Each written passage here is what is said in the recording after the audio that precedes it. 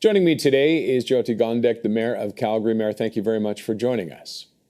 Thanks for having me on. What's the current situation with the repairs? How close are they?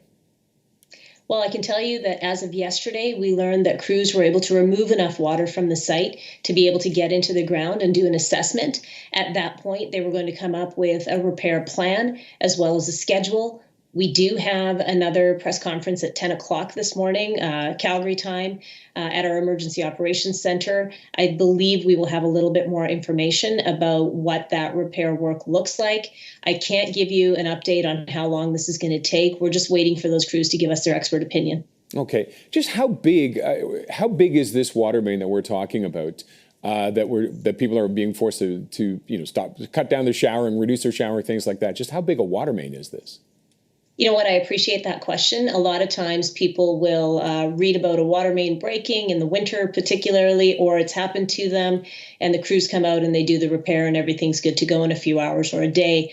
This is not that. I will explain what this is. Consider it to be the main artery or the main transmission line that takes water from our treatment facility in the north and pumps it through to 23 of the reservoirs or tanks that we have in various communities. It's about 60% of the supply, and it is going through at high pressure. This pipe is something that you can actually drive a vehicle through. It is that big. Wow. That's why all of the water that you could see on the road when this break happened, it was extreme pressure that pushed all of that water out into the street, into the parking lot, and to the park next door. That's the volume we're talking about.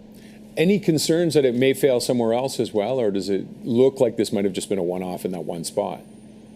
So the water team does regular checks. There was maintenance done on this line, routine maintenance in April of this year. So the good news scenario is that all the parts and the equipment that we need to do the repair are available to us. They're just waiting to go into the ground once the assessment is done.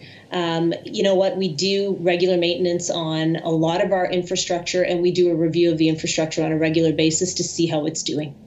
Now, you've asked people to conserve. Are there any concerns you could actually run out of water for some areas?